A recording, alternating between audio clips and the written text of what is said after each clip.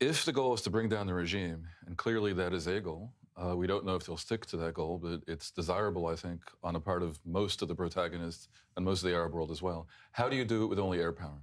And generally, you'll hear strategists tell you that that is impossible. You need forces on the ground.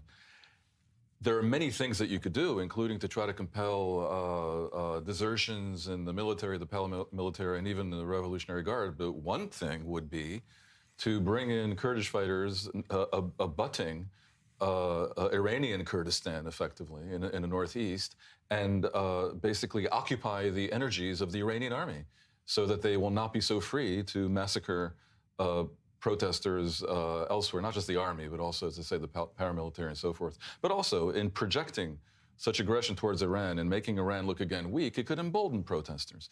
And moreover, if the Iranian Kurds end up being very well armed through the good services of the U.S. by the Iraqi Kurds, they could actually march on Tehran. Unlikely, because it's far away, but that is another possibility. You'd have an armed force on the ground against the regime, not just weighing them down in Kurdistan, but potentially even challenging them.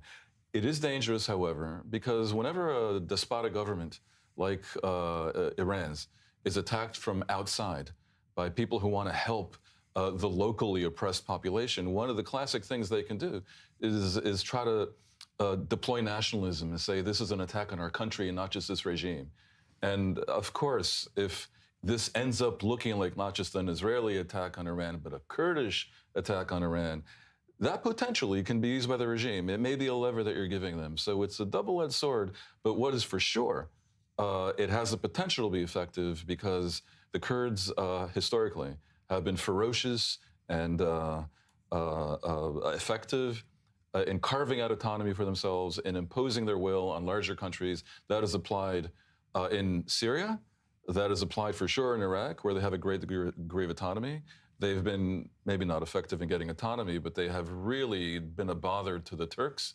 And it looks like that may happen again in the fourth major country where there are Kurds, Iran.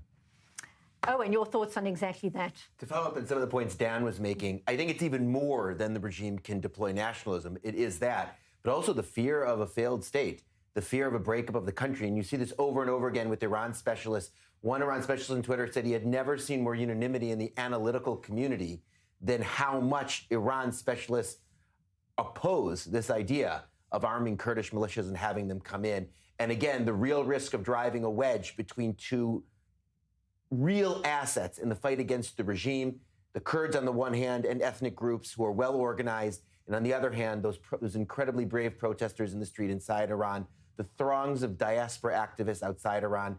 The Israeli public loves both.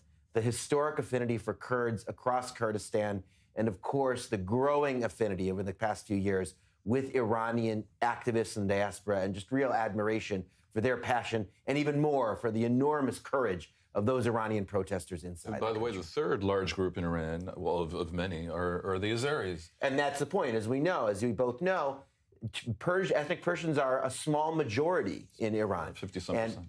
If 40 to 50% of the country are ethnic minorities, and of course that's the risk, is that what starts in Kurdistan doesn't end in Kurdistan. It moves on to the Iranian Azerbaijan, to Baluchistan, to other parts of the country, and really unnerves the Iranian middle class and the mainstream that have seen themselves as the backbone of Iran on the day An after. interesting wrinkle here when it comes to the minorities is that the president of Iran, Pezeshkian, is himself Azeri. Weirdly, despite his Armenian-sounding name, he's Azeri. And he reflects something rather interesting, which is that the Azeri minority in Iran, which is very, very large, has historically not been so separatist. And he represents that. The president is an Azeri. But interestingly, he's also different from the radical Muslims surrounding him. When it comes to major officials in the regime, he's a doctor, he's a non-cleric, he lives in a Euclidean universe. He's, I think, seen as someone who, if the regime doesn't fall completely but is reorganized, could end up being a person you can perhaps talk to. And in that regard, he represents non-Persian Iran that might be somehow semi-moderate, or maybe a figure in the transition to dare I say, democratic Iran, to something less theocratic.